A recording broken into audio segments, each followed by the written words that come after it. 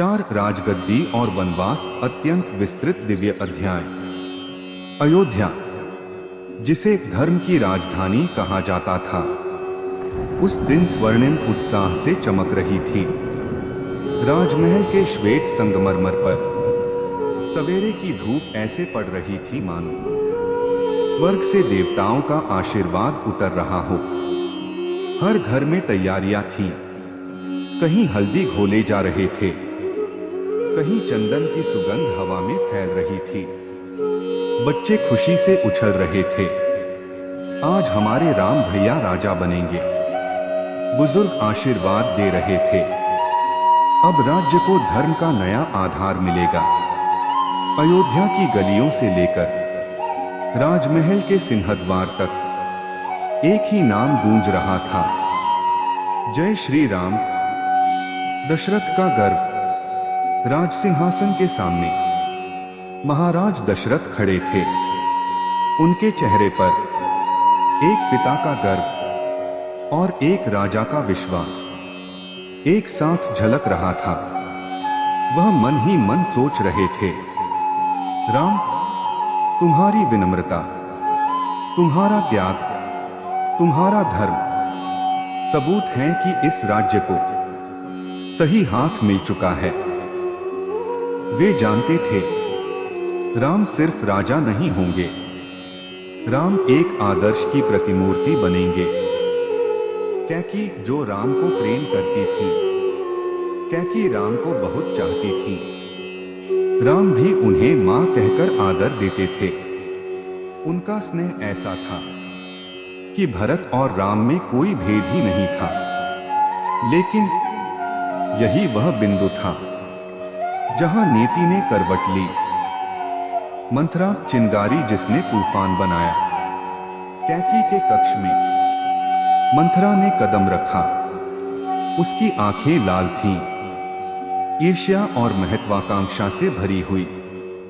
वह फुसफुसाई, रानी, राज्य राम को मिल रहा है, और आपका भरत, वह तो दूर केंदन में है।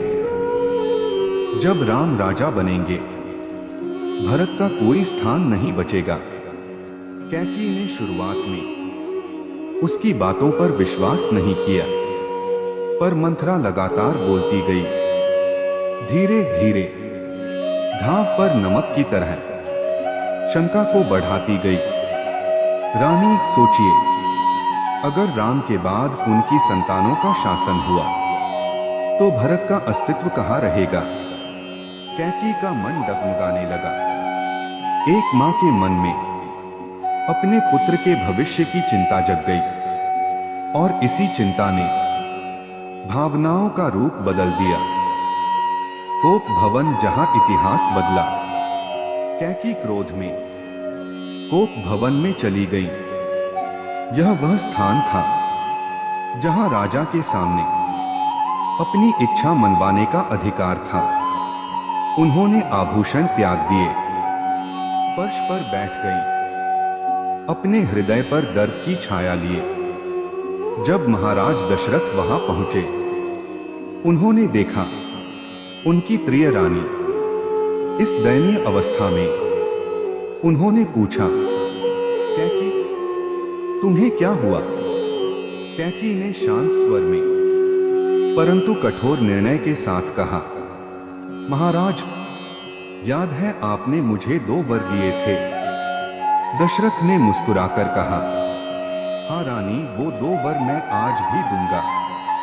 तुम मांगो तो प्राण दे दूं। बस यही वह क्षण था जिसने रामायण की दिशा मोड़ दी। 2 वर जो इतिहास में अमर हुए। कैकी ने पहला वर मांगा, भरत का राज्याभिषेक हो। दशरथ स्तब्ध रह गए, परंतु उन्होंने फिर भी उत्तर दिया, यदि यही चाह है तो ऐसा ही होगा। फिर उन्होंने दूसरा वर मांगा, राम को 14 वर्ष का वनवास दिया जाए। यह सुनते ही दशरथ का संसार टूट गया। उनकी सांस रुकने लगी, पैर कांपने लगे। उन्होंने रोते हुए कहा, कैकी, क्या तुम जानती हो तुम क्या कह रही हो? राम मेरे प्राण हैं, मेरी सांसें हैं। पर कैकेयी अडिग थी। राम का बुलावा। यह समाचार राजमहल में आग की तरह फैल गया। सबकी आंखों में एक ही सवाल, क्या सचमुच राम वनवास जाएंगे? जब राम को बुलाया गया, उन्होंने विनम्रता से आकर पूछा, पिताश्री ने बुलाया है? उन्हें देखा तो दशरथ की आंखों में आंसू छलक पड़े। राम ने झुककर प्रणाम किया और पूछा, पिताश्री कारण बताइए, आप इतने व्याकुल क्यों हैं? दशरथ बोल नहीं पाए। कैकेयी ने स्वयं कहा, राम, पिता ने मुझे 2 वर देने का वचन दिया था। एक में भरत को राज्य चाहिए और दूसरे में तुम्हें 14 वर्ष का वनवास। राम ने सिर झुका लिया और फिर शांत स्वर में बोले, यदि यह पिताश्री का वचन है तो मैं इसे पूर्ण करूंगा। वनवास मेरे लिए बोझ नहीं, एक सौभाग्य है। सीता और लक्ष्मण का संकल्प। जब सीता को राम के वनवास का समाचार मिला, उन्होंने दृढ़ता से कहा, स्वामी, आप धर्म के लिए वन जा रहे हैं और मैं आपके बिना कैसे रहूं? मैं भी साथ चलूंगी। राम ने समझाया, वन कठिन है, कष्टों से भरा है। पर सीता बोली, अयोध्या वहां है जहां आप हैं। वन नहीं, मेरे लिए तो वही स्वर्ग है।